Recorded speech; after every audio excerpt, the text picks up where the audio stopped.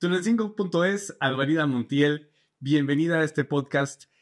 Oftalmóloga de aquí de Tulancingo, has estado por todos lados y por fin estás aquí en Tulancingo.es. Bienvenida, ¿cómo estás? Hola Emma, feliz de estar en tu podcast. Muchas gracias por la invitación. Una invitación que ha tardado mucho tiempo, pero por fin pudimos hacer realidad. Y bueno, el día de hoy vamos a tratar temas de salud, sobre todo de salud visual. Y quería preguntarte primero acerca de ti. ¿Qué tienes que estudiar para llegar a ser oftalmólogo, para llegar a ser un especialista en los ojos? Esa pregunta es muy interesante porque en general se tiene la idea de que el oftalmólogo es lo mismo que oculista. Oftalmólogo equivale a optometrista. Y hay un mundo de diferencia en los años de estudio, justamente. La oftalmología es una especialidad médica. Tienes que hacer una licenciatura en medicina que dura 6 años. Después la especialidad propiamente dura 3 años. Y de ahí te puedes todavía especializar más en cada parte del ojo. Te puedes especializar en la córnea, en los músculos del ojo, que son los estrabólogos, en glaucoma, en núvea, en el segmento anterior, que es la mía, en la retina, en fin, cada vez se divide más el área porque el conocimiento es bastante amplio y las habilidades que debes de tener para cuidar cada parte del ojo son bastantes. Entonces, cada vez está más especializada las áreas en general medicina. Y de esa alta especialidad haces 1 año o 2 años más. En total te estoy hablando de 10 a 12 años de estudio. 10 a 12 años Sí, solamente para poder solo para ser oftalmólogo con una especialidad. Wow. Y de ahí tú ya puedes seguir subiendo.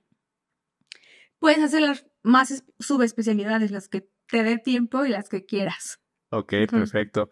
Y me comentabas que tú eres especialista en el segmento anterior. ¿Qué significa eso? El segmento anterior es la parte, viéndolo aquí, estudiándolo de la parte delantera hacia atrás, desde la córnea, la cámara anterior del ojo, que es ese espacio que hay entre la córnea y el iris, y detrás del iris la cámara posterior, que es espacio que existe del iris hacia el cristalino, nuestro lente natural para enfocar. Todas esas estructuras son el segmento anterior del ojo. Detrás de la cápsula del cristalino posterior, ya estamos hablando del vítreo de la retina, que es el segmento posterior del ojo. Ok. Entonces yo me especialicé en las estructuras anteriores, desde la córnea hasta el cristalino. Perfecto. ¿Y qué puede hacer un especialista con ese grado que tú tienes? Pues tratar toda la patología, toda la enfermedad que tenga que ver con estas estructuras. En términos generales, todas las enfermedades de la córnea, las famosas pterigiones o carnosidades, que la gente lo conoce más como carnosidades, esas telitas blancas que se ven sobre la córnea, y todas las enfermedades inflamatorias que la afectan, desde conjuntivitis, ya sea por infecciones, por alergias, por trastornos crónicos, incluso por lesiones mecánicas, ocupacionales, lesiones químicas que nos van a afectar directamente la parte anterior del ojo. Ok. Y en eso, por ejemplo, algo muy particular, ¿no? Aquí en Tulancingo, en los años que llevas de experiencia, ¿cuáles las enfermedades que más te toca recibir en tu consultorio? Pues las más frecuentes, yo creo que la número 1 es la enfermedad por ojo seco, que la veo desde los niños, por el exceso de uso de pantallas. Ya sabemos que estamos en la era digital, que afecta desde los niños más pequeños hasta los adultos mayores. Y el ojo seco es el común denominador de estos pacientes que están mucho tiempo en pantallas. Ese yo creo que lo pondría como número 1. Okay. Después las conjuntivitis. La verdad es que todo el año veo conjuntivitis. Es más frecuente en las épocas donde cambia bruscamente la temperatura, cuando hay cambio en la estación del año, pero prácticamente todo el año hay conjuntivitis. También como por la zona donde estoy, hay mucho paciente soldador y son muy frecuentes los cuerpos metálicos que se incrustan en la córnea y son bastante peligrosos porque pueden ocasionar desde una quemadura hasta la pérdida total del ojito. Wow, increíble. Sí. Y de esas lesiones o de esas enfermedades, ¿cuáles son las que requieren tratamientos más invasivos? Como tal invasivos, pues de los que te acabo de comentar, ninguno, porque afortunadamente son enfermedades que se tratan de forma conservadora, o sea, con gota, y que con medidas de higiene van a resolverse. El ojo seco, por ejemplo, en particular, entonces no requiere como una intervención extra, sino es más que hábitos. Hábitos. ¿Qué es el hábito principal que afecta para que las personas presenten el ojo seco? Bueno, depende mucho la edad, si es mujer, si es hombre, porque incluso a veces hay temas hormonales que pueden detonar un ojo seco. Entonces, cada caso es muy especial. Tú tienes que ver, como dice las personas que nos inspiran a ver al paciente no como una enfermedad, sino como toda una entidad, como todo un análisis, donde tú tienes que ver qué componentes están llevando a tener un desequilibrio en el ojo de esa persona. No hay enfermedades, hay enfermos, entonces no hay una receta que yo te pueda decir, porque tienes que evaluar a qué se dedica, si es hombre, si es mujer, qué actividades lo pueden estar absorbiendo. Entonces es muy personalizado el manejo. Ok. Entonces no hay como algo que sea como común a todos, sino es específico de cada paciente, ¿no? Así es. Ok, perfecto. Y dentro de estas especialidades, yo sé que tú te has dedicado mucho a estudiar y atender a pacientes con cataratas. Sí. ¿Qué es una catarata en especial? Sí, pues es lo que más me gusta hablar porque yo hice mi alta especialidad en cirugía de catarata. La microcirugía del segmento anterior básicamente nos enfocamos a catarata, aunque también incluye otras patologías. La catarata, ¿qué es? Pues nuestro ojo es como una cámara fotográfica, yo así se los explico. Y el lente de esa cámara fotográfica, ese lente equivale a nuestro cristalino. Es nuestro lente natural. Y tal cual es como un lentecito transparente. Desde que nacemos lo tenemos. Pero ¿qué pasa? Que este lente se va opacando, se va oxidando con el tiempo por los rayos del sol, por la misma oxidación que provoca el envejecimiento, el paso del tiempo, y se va poniendo amarillo ese lente. Gráficamente es como si fuera un callo ahí adentro que se va a expandir en ese lente, que se llama cristalino. Así que pierde su transparencia y a eso le llamamos catarata. Wow. ¿Y en qué personas es más común? Lo más frecuente es en personas de los 65 años hacia arriba. Es lo más frecuente. Pero lo podemos encontrar desde recién nacidos. Es decir, que un niño acabando de nacer podría presentar una catarata. ¿Y cómo detectas que un niño que pues no te sabe decir no veo, o quejarse de alguna forma, cómo detectas que un niño tiene una catarata? Bueno, si la catarata está muy avanzada desde que el niño nace, le vas a notar un reflejo blanco en la pupila. Eso no es normal. Si nosotros somos observadores, pues nuestra pupila es negra. En un paciente con catarata congénita vas a ver esa pupila blanca totalmente. Que en el mejor de los casos puede ser una catarata o una tumoración de retina, que se llama retinoblastoma. Entonces, de ahí la importancia de hacer un tamiz visual en todo recién nacido. Ok, ¿qué es un tamiz visual? Es un estudio que realizamos para descartar cualquier patología que se presenta desde el nacimiento a nivel ocular. Y no solamente hay visual, hay tamiz de cardio, hay tamiz de cadera, el tamiz metabólico, el tamiz auditivo. O sea, son pruebas básicas que hacemos para asegurarnos que esté en adecuado funcionamiento el ojo o el órgano que se esté explorando. Y solo así podemos detectar tempranamente una enfermedad. Ok. Ujú. ¿Y qué es el procedimiento que tiene que seguir? Por ejemplo, vamos a enfocarnos otra vez al lado de los adultos. Ujú. ¿Cuál es el procedimiento o cuáles son las señales que alguien observa en su persona para decir tengo una catarata o en un familiar cercano? Ok. En la vida adulta, el síntoma más común va a ser ver nublado, opaco. ¿Sí? O a lo mejor una persona que ya usaba lentes y que a pesar de usar sus lentes ya no mejora su visión. Otra forma de detectarla es que empiezan a necesitar más luz para poder leer, por ejemplo, de cerca. Antes lo hacían sin problema y después necesitan luz para poder enfocar. Esa es otra forma en la que te puedes dar cuenta. Otro de los síntomas es deslumbrarse demasiado. Salen a la calle y el sol les lastima de una forma impresionante porque no pueden tolerar el sol. Entonces, esos son los síntomas más frecuentes. Ok, y una vez que detectas uno de estos síntomas, ¿cuál es el paso siguiente? Pues la revisión oftalmológica es obligatoria. ¿Por qué? Porque si bien ese es el síntoma más frecuente, no es la única patología que te los puede dar. Entonces, el siguiente paso es acudir con tu oftalmólogo de más confianza a una revisión.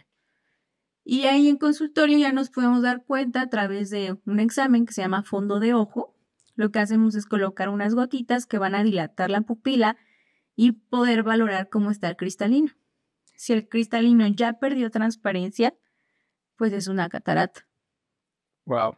¿Y qué tan severo puede llegar a ser el tratamiento para atender una catarata? Bueno, afortunadamente la catarata es una enfermedad con un tratamiento con una alta eficacia. El tratamiento es quirúrgico, 100%. Y aquí me gustaría hablar justamente sobre los mitos que tienen algunas personas Sí. de que las cataratas se resuelven con gotas. Ujú. Tienen mucha devoción en la población aún a gotas de zanahoria, a gotas de plantitas, que me han comentado de muchísimas, pero realmente ninguna gota va a disolver o va a deshacer esa catarata. La única forma de extraerla es a través de cirugía. Cuando escuchamos cirugía, casi la mayoría nos asustamos, y más en el ojo. Mucha gente piensa que la cirugía de catarata es peligrosa o que es muy invasiva, y no lo es. Actualmente, el procedimiento de cirugía de catarata es de los más perfeccionados dentro de todos los procedimientos médicos quirúrgicos. Es un área que ha avanzado mucho en pocos años y se ha logrado, gracias a tecnología, poder quitarla con técnicas de mínima invasión. Son técnicas donde utilizamos incisiones, te estoy hablando de 2.8 milímetros, 2.2 milímetros para extraerla. O sea, imagínate, Sí, es muy es pequeñitito. O sea, muy apenas es pequeño. un corte de casi la punta del lápiz. Uh-huh. Así que, hablando en términos de invasión, como me lo referías, no es invasiva la extracción de cirugía de catarata, a menos que la dejemos avanzar mucho, porque sí la tenemos que clasificar. En términos generales, del 1 al 6 es que la clasificamos. La grado 1, pues es que apenas está haciendo una manchita amarilla, apenas en el centro de nuestro cristalino. Ya el grado 6 son esas cataratas que le llamamos diagnósticos de autobús. ¿Por qué? Porque esas las puedes notar en cualquier lado, Ok. hasta en un autobús. Por eso se le llama diagnósticos de camión. O sea que cualquier persona, tiene catarata. Nada más con verte la pupila blanca. Sí. Esas cataratas ya son grado 6, son cataratas totales y extraerlas es posible a través de este procedimiento mínimamente invasivo, pero sí vas a tener más riesgos de que se inflame, de que tenga sangrados, inflamaciones muy severas en la córnea, porque es una catarata muy madura. Es importante detectarlas a tiempo y no dejarlas avanzar. Sí. Porque una cirugía que se puede que es muy tranquila, se puede convertir en una pesadilla si no la tratamos a tiempo. O sea, en cirugías abiertas. Ok, estas que dices que son como diagnóstico de autobús, son estas que muchas veces les llamamos comúnmente o coloquialmente como carnosidades, ¿no? Que se ven ahí ya un poquito hasta tapando el ojo, ¿no? Ajá. Esos son los terigiones, Ok. que cuando ya invaden bastante se notan a simple vista. ¿Cómo se dijiste que se llaman? Terigión. Terigión, ok. Y es cuando ya es muy evidente, o sea, que ya en ese caso ya es un grado avanzado, ¿no? Así es. Ok, perfecto. ¿Y en los niños cómo es? ¿Es igual? ¿También se pueden operar o hay el procedimiento diferente? Sí, a cualquier edad la catarata es operable. Y la técnica se llama facoemulsificación. Lo que hacemos es emulsificar o aspirar ese cristalino que ya está opaco y después colocar un lente intraocular. Ok. Y es el lente, se tiene que cambiar, o sea, no es un lente de contacto, es un lente que se pone por dentro del ojo. Sí, detrás del iris. Ok. Ahí se coloca ese lente intraocular y es permanente, ya es para toda la vida. En la etapa adulta, ese lente ya va a permanecer siempre. En los niños es otra historia, porque a veces como van creciendo, su distancia, su longitud axial del ojo también va a cambiar y entonces algunas veces se tienen que hacer cambios, pero la verdad es que es raro porque tratamos de manipular lo menos que se pueda, estar entrando a cada rato al ojo, no, o sea, a nivel intraocular no es lo mejor. Entonces en ellos utilizan otras técnicas, lentes de contacto, otras técnicas de rehabilitación visual, hasta que llegan a una etapa madura donde ya se les puede colocar un lente estable, donde ya no lo tengas que estar cambiando. Pero bueno, respondiendo a tu pregunta, en el adulto, en términos más comunes, ese lente ya queda ahí de forma permanente, ya no lo cambias. Ok.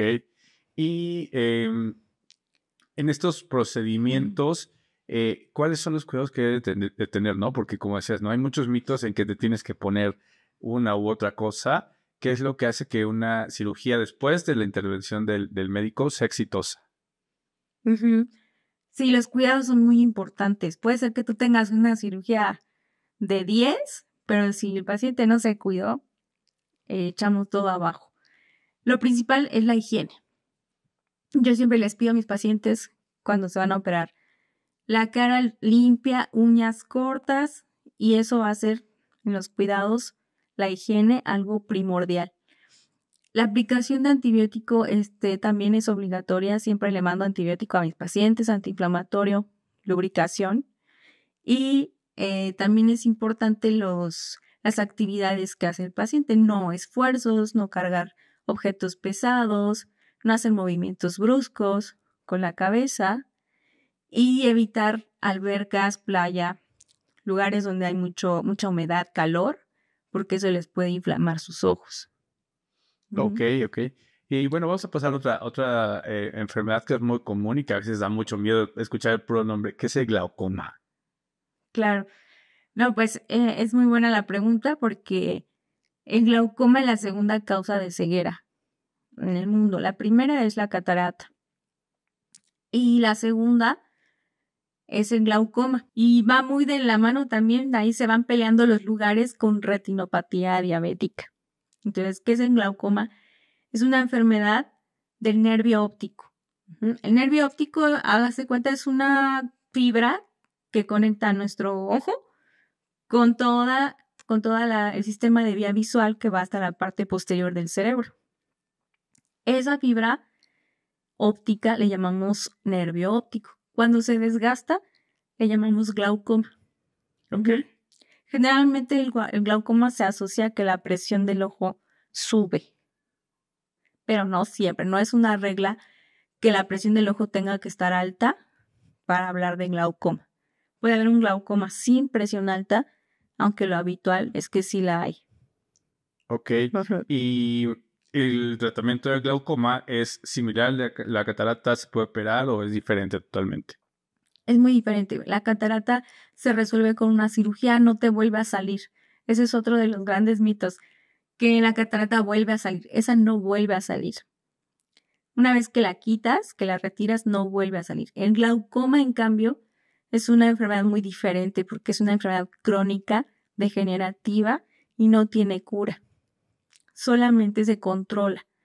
O sea, que los tratamientos de glaucoma van encaminados a controlar el problema, pero no lo puedes curar. Ok, o sea, entonces es una enfermedad que nada más es como ir retardando el proceso degenerativo. Así es. Retrasar lo más que se pueda la progresión. Porque, bueno, finalmente son pacientes que, dependiendo su tipo de glaucoma, va a ser el tipo de agresión al nervio óptico. Hay glaucomas que pueden progresar en meses, rapidísimo, generando una ceguera, y otros muy tranquilos que a lo mejor toda la vida lo vas a tener y nunca vas a llegar a la ceguera. Ok, pero entonces sí puedes evitarlo. O sea, no siempre el glaucoma es ceguera segura, ¿no? O sea, Exacto. Eso es lo que Sí, quería porque llegar. también ya está muy satanizado Sí. el glaucoma, de que si tengo me va a quedar ciego. No es así. Puede ser que lo tengas, pero si te lo controlas, vas a tener tu vida normal. Ahora sí, como es una enfermedad hereditaria, es importante que se haga un examen de tamizaje a los 40 años si en la familia hay glaucoma. A los 40 años checamos la presión intraocular, checamos el nervio óptico y vemos si puede existir o no. ¿Ok? ¿Cómo checamos la presión? Bueno, es un procedimiento que hacemos en consultorio con gotitas de anestesia local. Se utiliza un aparato que se llama tonómetro y el tonómetro nos va a decir en qué presión está tu ojo. Lo normal va de 10 a 21. Se mide en milímetros de mercurio. Si está arriba de 22, ya puedes sospechar que hay algo mal. Integras cómo está el nervio óptico, si ves un desgaste, si lo ves profundo, si ves cambios en la coloración del nervio, de la retina, puedes empezar a sospechar un glaucoma. Y se confirma el diagnóstico con una tomografía de nervio óptico. Si lo confirmas, se inicia tratamiento de inmediato para evitar una progresión de esa enfermedad y evitar que se estén desgastando tus fibras del nervio óptico, porque esas una vez que las pierdes ya no hay forma de recuperarlas. Ok, entonces lo importante es el prevenir, ¿no? O sea, el hacerte tu tamiz. Sí. Si eres una persona que tiene antecedentes en tu familia de glaucoma, Sí. es entre más pronto estés pendiente de tu salud visual, puedes retrasar ese proceso, ¿no? Así es. Ok, perfecto. Y cuéntame un poquito también por ejemplo, muy al inicio comentabas, ¿no? De la diferencia entre el oftalmólogo y el optometrista o el oculista que coloquialmente acudimos. Básicamente, la principal diferencia es esta que tú tienes que estudiar más para poder llegar a esto y es más sobre el tema de diagnóstico de enfermedades más allá de solo la agudeza visual, ¿no? Sí, sí. El optometrista, o que también le llaman oculista, generalmente es una persona que hizo un estudio muy técnico. Ya hay licenciatura también, pero en el pasado había nada más nivel técnico. ¿Qué significa? Solo te graduó lentes, nada más. Te reviso tu agudeza visual y te graduó lentes. Ya con el tiempo se han venido también especializando, han estado ya más de lleno en su área, pero ellos nada más ven la parte óptica. Graduarte lentes o adaptarte unos lentes de contacto de una forma mucho más especializada. Pero ellos no son médicos, ellos tienen una licenciatura muy aparte de optometristas y en otras áreas solo es el nivel técnico. Es importante sí tener en cuenta esta diferencia porque a veces nos encontramos optometristas recetando o mandando gotas y eso no debe de ser así. Eso sí no está autorizado en ellos prescribir ningún tipo de gotas. Entonces, esa podría decir que es la diferencia.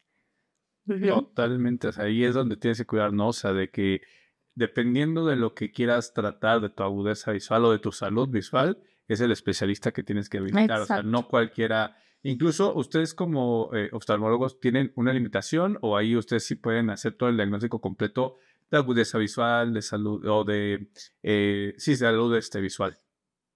Pues tenemos todo el entrenamiento para realizar la evaluación completa, desde agudeza visual, refractar, que significa mandar a hacer lentes.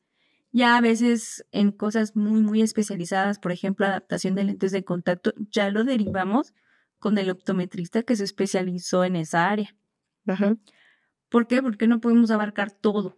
Entonces, cada quien a su área. Sí, sí, sí, eso es lo importante, ¿no? Y eso yo siempre lo comento en temas médicos, ¿no? O sea, que aunque parezca que suena igual, pero realmente cada uno tiene un área de especialidad y que se apoyan entre ustedes, ¿no? Tú me has comentado en varias cirugías que te apoyas de otros oftalmólogos con diferentes especialidades que complementan para algunos pacientes, ¿no? ¿Me puedes comentar algún caso donde hayas requerido de esa intervención de 2 o 3 especialistas sobre oftalmología? Claro, pues tan solo los diabéticos. La otra patología que es tercera causa de ceguera, no solo en México, sino en el mundo, retinopatía diabética. Es todo un reto el paciente diabético, porque para empezar, desde que está descontrolada la glucosa y no lo puedes intervenir. ¿Por qué? Porque tienen glucosas elevadas que te pueden poner en riesgo el someterlo a un procedimiento. Y a veces es un dilema. ¿Le opero la urgencia que trae o lo controlo metabólicamente? Bueno, la respuesta es sencilla. Primero se controla metabólicamente. Entonces ahí ya estamos haciendo interconsulta al médico internista, que haga una valoración metabólica, que haga un control, que baje los niveles de glucosa.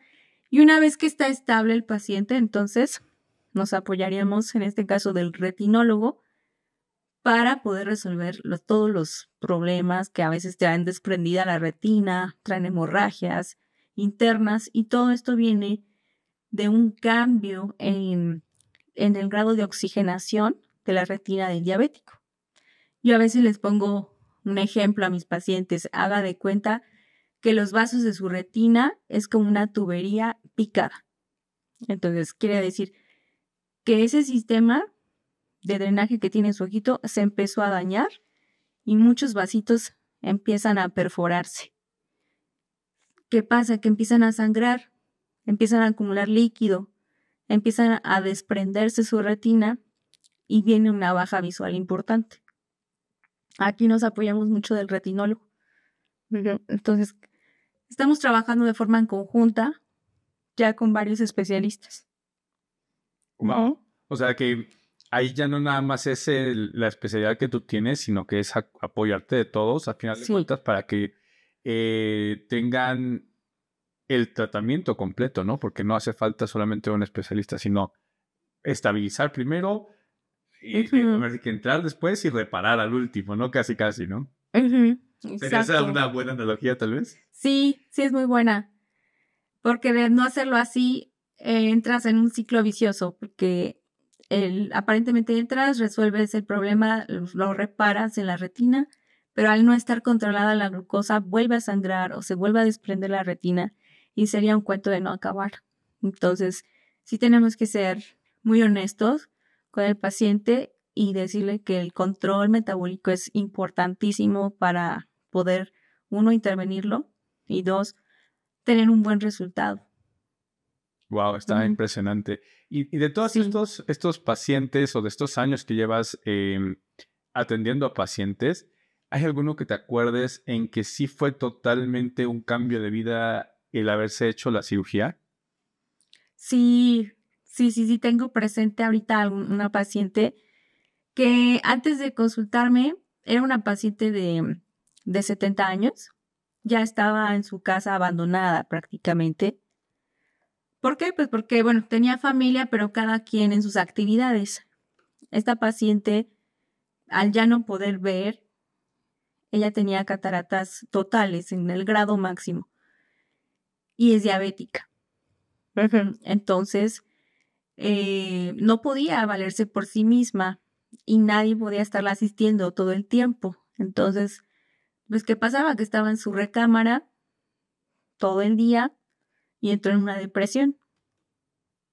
Tú le veías, la primera vez que yo la vi, pues una persona muy triste, o sea, con una expresión facial de tristeza, deprimida. Cuando yo le di el diagnóstico y le dije, bueno, pues tiene buen pronóstico, opérese, vamos a quitarle las cataratas, tenía mucho miedo. Tardó 1 año en decidirse si se las quitaba o no. Justamente por los mitos que hay. Es que a fulanito de tal operaron y quedó mal, lo dejaron peor, veía y después ya no vio nada. Hay muchos mitos. Y yo siempre le digo a los pacientes, cada caso es muy diferente. En el caso de ella, su pronóstico era bueno. Su pronóstico era muy bueno. Tardó 1 año en decidirse a operar. Finalmente le quitó su catarata. Primero fue la del ojo derecho. Y el cambio fue de ver bultos, porque veía bultos, a ver la última letra pequeña de la cartilla. La expresión de la paciente cambió totalmente. Y con una cara ya de felicidad, ya con toda la confianza del mundo, me dijo, ya opérenme el otro. Operamos el otro ojito y esperamos la recuperación ya de ambos ojos al mes. Ella ya estaba manejando. Wow, o sea, totalmente recuperada, ¿no? O sea, de Sí. estar en su casa ya abandonada, ya Sí. prácticamente, Sí.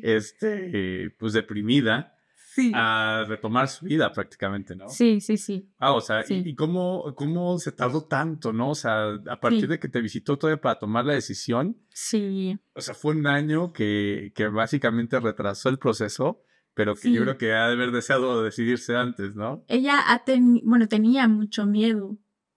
Y a pesar de que le expliqué a detalle, miren, pues esta es una cirugía con una efectividad muy alta, del 95% de las cirugías son exitosas, tienen un porcentaje altísimo de éxito, pues ella tenía mucho miedo. Al final, cuando se dio cuenta que tenía más que ganar que perder, fue cuando se decidió, porque realmente, pues, estaba totalmente incapacitada.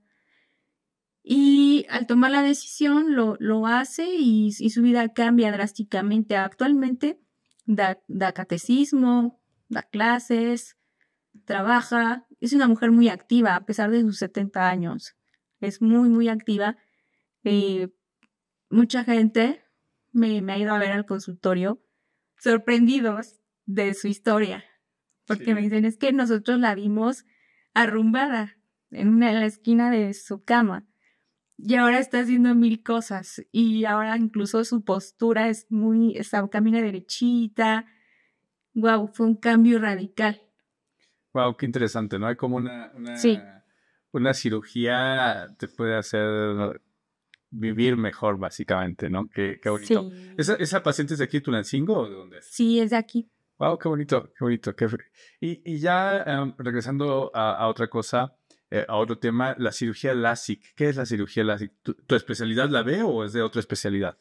Es de córnea. Ok. De la especialidad de córnea. Uh-huh. Ok, perfecto. Entonces ahí como que cualquier persona se puede hacer esa cirugía, ¿no? O con quién tienes que verlo directamente si quieres hacerte una cirugía así. Bueno, no cualquiera es candidato. Tenemos que ver primero la edad, ser mayor de 21 años y una condición bien, bien importante, el grosor de la córnea. Si tienes córneas muy delgadas, no vas a ser candidato. Pero para eso tenemos que hacer una evaluación que se llama topografía corneal. Tenemos que hacer un estudio del el grado de miopía o astigmatismo o hipermetropía que tengas. Si rebasas cierta cantidad de dioptrías, tampoco vas a ser candidato, porque tenemos unos límites. Uh-huh. Y pues, ¿con quién debes de acudir? Pues, obviamente, oftalmólogo. Repetimos, que tenga la especialidad de oftalmología, subespecialista en microcirugía del segmento anterior o de córnea. Estamos perfectamente capacitados para hacerlo. Es importante también no caer en ciertas ópticas que solo llegas y te dicen, te quieres operar, adelante y te abren la puerta del quirófano, no es así. Tienes que someterte a un estudio, por lo menos un mes, checar la estabilidad de tu graduación. Si está estable, entonces podemos seguir. Si tienes un estudio de topografía normal, podemos seguir, pero son varias situaciones. Y el fondo del ojo, también es importante ver que no tenga lesiones la retina. Okay. Oye, hay una pregunta muy particular sobre este tema de la salud visual. Hay mucha gente que presenta unas, y tengo, porque yo lo tengo, ¿no? O sea, esas cositas que ves en el ojo ahí que están flotando por tu ojo. Ah, claro. ¿Qué significa eso? ¿Que se puede tratar? ¿No se puede tratar? ¿Son malas? ¿Son buenas? ¿Qué haces si ves esas cositas en tu ojo? Ay, las famosas mosquitas flotantes. Sí. Sí, son muy incómodas. Esas se llaman técnicamente miodesopsias, así le llamamos. Miodesopsias. Okay. Miodesopsias. Y son esos puntitos negros que van y vienen, que suben y bajan y andan ahí bailando, o a veces se ven como mosquitas o como una telita negra. Generalmente son las miodesopsias y se deben a una degeneración que tenemos de un gel que se llama vítreo. El vítreo es como el relleno de la parte posterior del ojo y es como una gelatina. Pero esa gelatina con el paso del tiempo se puede ir degradando y se va haciendo una especie de grumos. Esos grumitos es lo que vemos que está bailando. No son malos, son muy latosos, pero no son malos. Y los podemos ver más en lugares con luces blancas, paredes blancas, lugares muy iluminados. Es cuando más los podemos estar notando.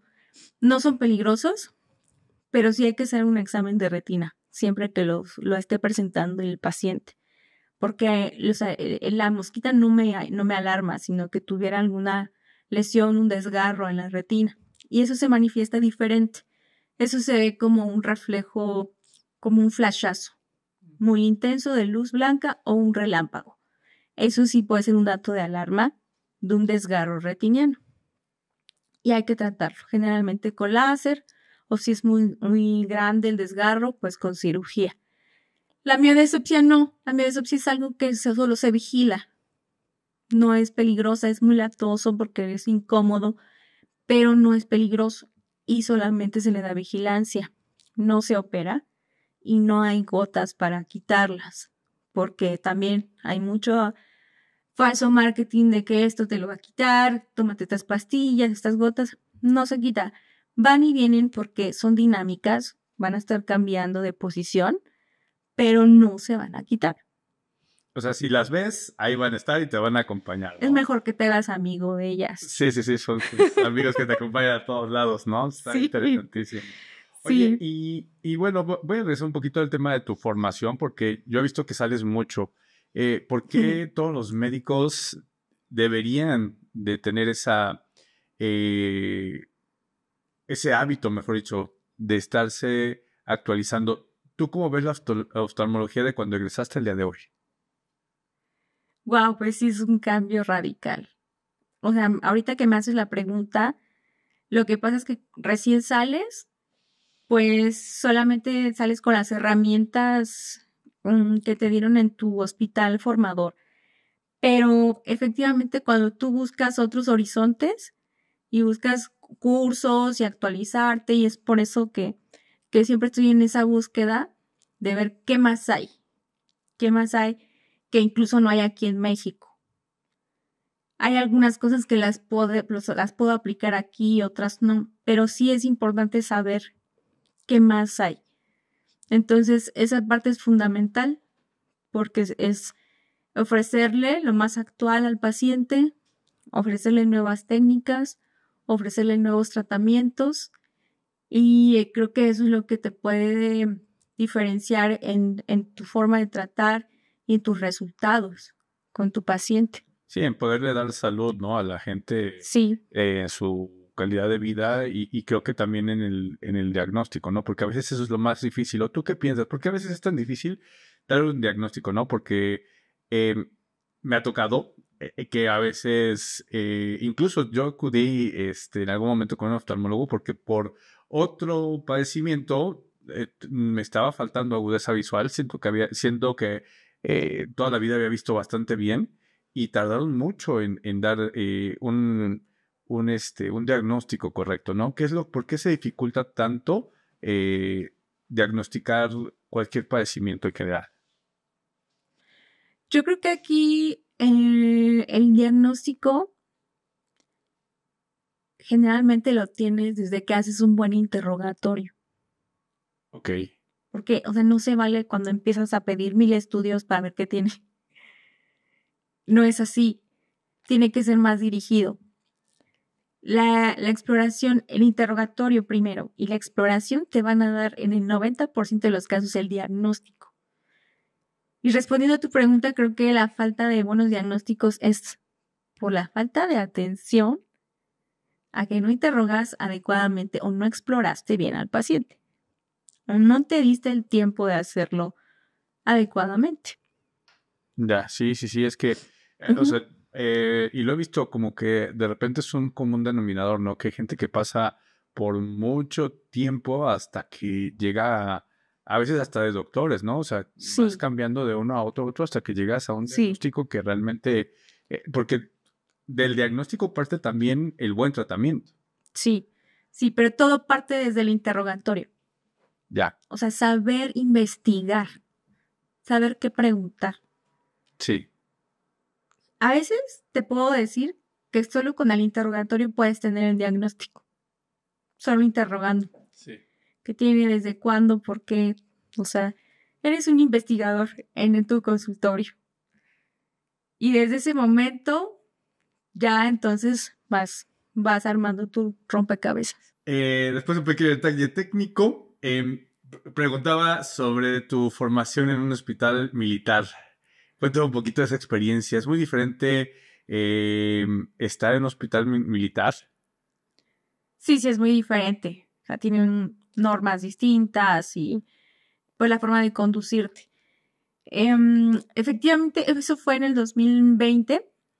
Yo estaba terminando mi alta especialidad en febrero del 2020. Después, recordemos que vino pandemia y pues los servicios de salud se saturaron bastante. El hospital militar empezó a convocar a médicos, así fuéramos civiles, y yo tuve la oportunidad de entrar en ese periodo, en abril del 2020, al Hospital Militar de Especialidades en Guadalajara. Estuve ahí un año y pues me encantó la experiencia. Para empezar fue un reto porque estaba sola completamente en el servicio. Los médicos militares oftalmólogos se tuvieron que ir por órdenes, obviamente, del director a comisión a COVID. Entonces, pues es un hospital bastante grande que atiende a todo Guadalajara y partes de Querétaro, Michoacán, todo alrededor del estado de Jalisco. Entonces, pues sí fue todo un reto quedarme yo sola a cargo de un servicio tan grande, con una población tan grande. Y la verdad es que fue retador, pero fue muy enriquecedor porque pude hacer muchas cosas ahí, pues atender accidentes, atender traumas oculares, atender pues de todo prácticamente. Entonces yo creo que pues fue una experiencia muy enriquecedora. Ujú. ¿Qué es lo que hace la diferencia? ¿La rigidez, la disciplina, las normas militares? Y a ti cómo te trataban siendo que no eras militar, ¿no? Pues yo siento que a mí me consintieron mucho. Sí, No me daban el trato de militar a mí. sí. Eh, pero entre ellos yo veía que sí eran muy rígidos. O sea, muy rígidos, muy estrictos. Y conmigo la verdad es que sí, me sentí muy consentida. Todo el tiempo que estuve ahí, y de hecho lo agradecí todo el tiempo, porque me cuidaban mucho, o sea, me procuraban, eran flexibles conmigo en mis horarios, porque al mismo tiempo empecé a trabajar en ese año en otra clínica y fueron bastante flexibles en mis horarios. O sea, la verdad es que yo no tengo queja de eso, porque no recibí ningún tipo de maltrato, al contrario, fue mucho apoyo y me sentí bien, me sentí bien. ¿Sientes que si no hubieses estado en ese hospital hubiera sido diferente tu experiencia como médico? No totalmente, porque ya en mi formación de residente también me tocó enfrentarme a muchos retos. En mi hospital en el que me formé, López Mateos, es un ISSSTE también muy grande en Ciudad de México, que también atiende a una gran cantidad de población. Entonces, pues ya me había enfrentado a retos fuertes también sola. Entonces, no fue como... Siento que no hubiera marcado mucha diferencia si no hubiera estado ahí, pero sí a la vez, porque pues cada caso es único. Entonces, cada caso te deja una enseñanza muy padre. De ese hospital, ¿cuál es el caso que más te recuerdas, el que más te marcó? Wow, pues me acuerdo haber atendido a un soldado que pues estuvieron en un ataque y perdió su ojo. Aparte se contagió de COVID. Entonces fue una época estresante porque ya no sabías si cuidarte tú, si cuidar al paciente. Era realmente un reto. Entonces recuerdo esa vez, el derecho se pudo salvar su ojo, pero el izquierdo no. El izquierdo no. De hecho, yo lo tuve que retirar. Fue un estallamiento total del ojo. Cuando estalla, pues lo tienes que eviscerar. Eviscerar significa quitar el órgano. Porque si lo dejas ahí, pues se puede provocar una reacción inflamatoria en el otro ojo, que no es nada deseable, es llamado oftalmia simpática. Entonces, sí lo teníamos que hacer. Entonces, paciente con COVID, yo no estaba contagiada, me arriesgué también a contagiarme. Se tomaron todas las medidas de seguridad, pero se tenía que actuar, no podía dejarlo así. Entonces, bueno, pues finalmente se evisceró el ojito izquierdo y el derecho sí se pudo rescatar. ¿Conservó la vista en el lado derecho? Sí, en el ojo derecho sí conservó visión. Y creo que ahora que lo mencionas, en el hospital militar creo que fue donde más atendí traumas oculares de todo tipo. Entonces sí fue como el plus de mi formación ahí. Es impactante, ¿no? Imagino. Sí. ¿Con trauma te refieres a ojos con accidentes? Sí, es un ojo accidentado. Sí. Uh-huh. Wow, qué impresionante.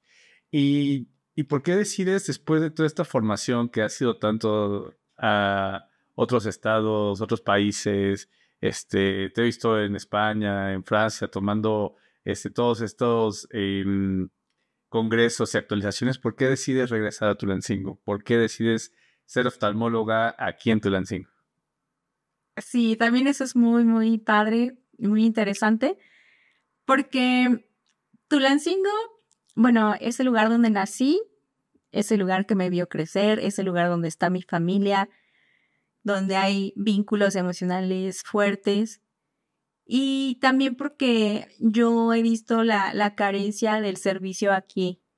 Entonces, algo que a mí me mueve es que pues mi propósito de vida es justamente apoyar, ayudar, mejorar, aportar. Y creo que este es un lugar de oportunidad muy bueno, ¿no? Y qué mejor el lugar que me vio crecer, qué mejor el lugar donde está mi familia para hacerlo. Sí, creo que ese es el motivo. Qué bonito, la verdad es que está bien padre porque sí, pues de hecho, para muchos es también lo que nos mueve, ¿no? Nos quedamos aquí justo por esa conexión que tenemos con el lugar y con la gente del lugar. De hecho, por eso es este podcast, ¿no? Para conocer historias como las tuyas. Y eso. En tu formación aquí en Tulancingo, estuviste en Prepa 2, por ahí nos conocimos. Sí. ¿Alguna historia con algún profesor que te acuerdes que te marcó y que dije, ¿tú sabías que querías ser médico desde muy temprano o fue en algún punto, por ejemplo, la prepa, no sé, la secundaria? Yo creo que siempre me incliné por las materias biológicas, siempre, pero yo no sabía exactamente a dónde dirigirme. Yo creo que ya fue hasta el final de prepa que me decidí por medicina. Uh-huh. Wow. ¿Y en esa formación hubo alguien que te impactó en la prepa, que dijiste, este profesor marcó alguna de mis decisiones a futuro? No fue un profesor, fue un libro. ¿Ah, sí? ¿Cuál? Cuéntame, fíjate, ahorita que... Sí, no fue un profesor, fue un libro, se llama Médico de Cuerpos y Almas. Ok. Es una autora que se llama Taylor Cadwell. Y ese libro pues es mi favorito y es el que me inspiró a estudiar medicina. Wow. Eso fue durante ese proceso, ¿no? Sí, Oh, qué sí. padre. Y cuéntame, alguien que admires aquí o que te gusta, alguna persona que, no que sea histórica, pero que sea de tu círculo, alguien que admires de aquí de Tulancingo. Pues mira, ahorita que mencionaste los profesores, yo tengo muchos profesores que admiro y que pues me impulsaron desde secundaria. Pero yo creo que a todos ellos les tengo muy buenos recuerdos, los admiro mucho. Pero en especial, no sé si ubicas al doctor Ulises Molina. Sí, cómo no. Todo un personaje de Prepa 2. Sí, histórico personaje de Preparatoria 2. Sí, sí lo admiro mucho. Es un hombre que sabe muchísimo. No sé cómo retiene tanta información. Realmente su pasión por la enseñanza. Totalmente. Sí. Contrastante con su método, porque era a veces muy rudo, ¿eh? A mí no se me hizo rudo. No, híjole, a mí me tocó a mí me tocó en clases de química inorgánica, si no mal recuerdo, y yo tuve que ir a asesorías porque sentía que no iba a pasar. Pero al final, fíjate que eso justamente, ¿no? O sea, eso que dices, ¿no? Era tan exigente, pero sabía tanto al mismo tiempo que te impulsaba a aprender, y también desde los profesores que me acuerdo, desde esa experiencia que comentas, ¿no? De aprender, pero también desde que llegaban patines a la escuela, que llegaba en la bicicleta, que llegaba en su Sí. Mustang, que... Es un personaje. Sí, todo un personaje, ¿no? Sí. Y que hasta la fecha lo ves en la calle ¿Sabes qué es lo que admiro de él? Sí. Esa inspiración que te da por curiosear, Sí. por observar. No sé si a ti te tocó que te dejaba de tarea ir a los supers y leer las etiquetas de los productos. ¿No te tocó? No, a mí no, eso no. Bueno, a mí sí me Sí. tocó. Y yo tomé 3 materias con él. 3, wow. Yo con una ya no quería, ya no quise regresar. Tomé química inorgánica, orgánica y bioquímica. Wow. Tomé 3 con él. Entonces me tocó una temporada donde nuestra tarea era ir al súper y ver las etiquetas. Sí. Y buscar cierto tipo de sustancias en cierto tipo de alimentos. Y entonces eso despertó curiosidad en mí. Como ese deseo de saber más, de investigar. Está muy padre. Sí, totalmente. Sí. La verdad es Sí. que está súper bien. Y ya casi para terminar, voy a regresar un poquito al tema de la medicina y de la agudeza visual. Uh-huh. ¿Qué son las dioptrías? Muy bien. Es un sistema de medición que tenemos para calcular el grado de, pues, graduación, valga la redundancia, que tiene tu ojo. Entonces, lo vamos midiendo de acuerdo a la severidad. Generalmente, por ejemplo, en miopía, hablando de una miopía patológica, arriba de 6 dioptrías se considera patológica. Si es un astigmatismo, arriba de 3 dioptrías se considera astigmatismo alto. Una hipermetropía arriba de 4, pues ya es alta. Entonces, es el grado que tienes de afectada tu córnea. Ok, ¿y a qué te refieres con que es patológico? Patológico es que ya puede conllevar una enfermedad, no solamente un defecto, porque bueno, la córnea no es totalmente simétrica, tiene defectos, pero hay defectos hasta cierto punto fisiológicos. Cuando rebasan un límite, ese ya no va a ser solo un defecto, puede ser una enfermedad. ¿Cómo qué enfermedad? Por ejemplo, el queratocono. El queratocono es una enfermedad donde la córnea se va adelgazando a tal grado de que adopta una forma de cono, por eso el nombre de queratocono. Córnea en forma de un cono. No, normalmente la córnea va a tener una forma como de semiesfera, como un balón de fútbol americano. Pero si se empieza a adelgazar, ¿qué hace? Empieza a generarse un pico. Y ese pico o cono nos está indicando enfermedad. ¿Y eso cómo se trata, por ejemplo? En específico, ahorita que dijiste el queratocono, porque lo he escuchado. Depende del grado. Puede ser desde el grado subclínico, que es apenas está deformando la córnea y eso es vigilancia. Otros que ya son un poquito más en mayor grado pueden llegar a necesitar lentes de contacto rígidos y si no funciona porque ya la córnea está muy, muy deforme, podemos llegar a procedimientos quirúrgicos. Por ejemplo, crosslinking o anillos intracorneales, que son métodos para endurecer la córnea y aplanarla. Wow. ¿Tú tratas eso aquí en Tulancingo? Sí. Ok, entonces ya saben, si tienen algún de estos, aquí con Albanidia les vamos a dejar por aquí abajo el contacto para que la puedan contactar. Y ya para cerrar un poquito, ¿qué es lo que te deja a ti el ser oftalmóloga? ¿Qué es lo que tú aprendes con cada paciente? Pues, honestamente, estoy muy satisfecha, muy, muy contenta con mi profesión.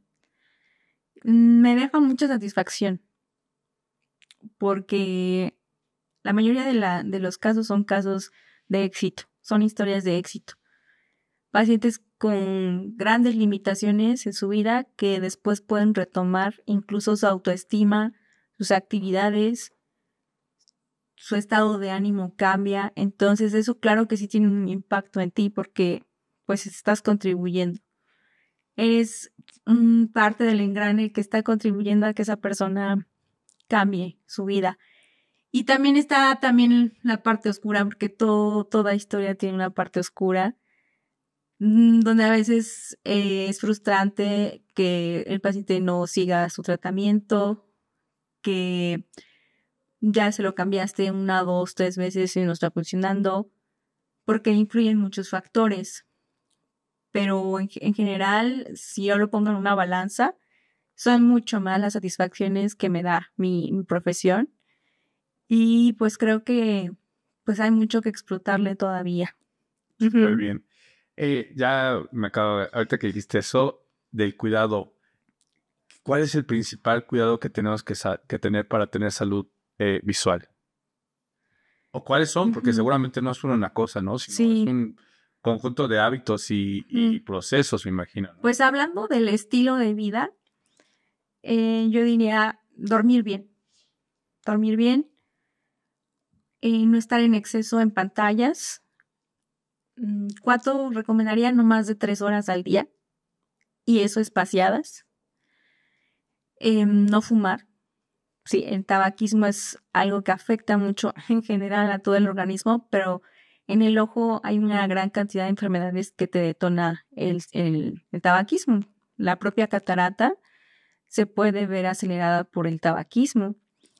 Enfermedades en la retina, como la degeneración macular por la edad, que digo, podríamos hablar otra hora de eso. Son patologías que se aceleran con el tabaquismo. Entonces, hablando de estilo de vida, el no fumar, el dormir bien, evitar exceso de pantallas, lubricarse los ojos, una alimentación balanceada, agregar omega 3 a tu dieta. El omega 3 pues lo encuentras en salmón, en sardina, en el huevo, en aceites de origen vegetal. Entonces, una dieta balanceada, equilibrada, también te va a ayudar a tener una buena salud visual. Súper bien, pues bueno, muchas gracias por este tiempo, este espacio. No sé si tú quieras dar alguna recomendación personal, algo que quieras que la gente conozca acerca de salud visual antes de irnos. Sí, claro. Pues que no tengan miedo de ir al consultorio, porque siempre vamos cuando tenemos un problema o cuando ya está muy avanzado, ya está muy severo. No tengan miedo de la prevención. La prevención es la clave. Entonces, no solo en oftalmología, sino en términos generales de su salud, prevenir. Totalmente. ¿Cada cuánto recomiendas que una persona sana, es decir, que no ya presente un problema, es bueno que vaya a ver a un oftalmólogo? 1 vez al año, por lo menos. Ok. Si pueden 2 veces al año, está perfecto. Ok. ¿Por qué se recomienda esa periodicidad? porque puedes tener cambios súbitamente y hay enfermedades silenciosas. El mismo glaucoma del que hablamos hace un rato es una enfermedad silenciosa. No duele, no se pone el ojo rojo, simplemente está ahí, se empieza a desarrollar. Entonces, tampoco los voy a tener diario revisándose, pero creo que es un periodo lógico, 2 veces al año o 1 vez al año. Ok, perfecto. ¿Y qué otra, ahorita que dijiste enfermedad silenciosa, qué otra puede ser una enfermedad silenciosa del ojo? La principal es el glaucoma, porque esa no te avisa, no te duele, no te arde, no se pone el ojo rojo, a menos que sea un glaucoma de esos agudos que son raros. Ahí sí te puede detonar un dolor muy intenso, que son dolores bastante fuertes, y un ojo rojo, pero no es lo común. El glaucoma común no duele, no te avisa. Y otra de las enfermedades que tampoco te avisan son las degeneraciones de la mácula. La mácula es el área fina de la retina, nuestra famosa visión central, que es la visión de detalle, con la que logramos leer, enfocar, manejar, es gracias a la mácula. Esa cuando se empieza a oxidar, que es como una telita que está ahí atrás en la retina, se empieza a oxidar y cambia su coloración, también empieza a tener daños importantes que pueden pasar inadvertidos en los primeros años.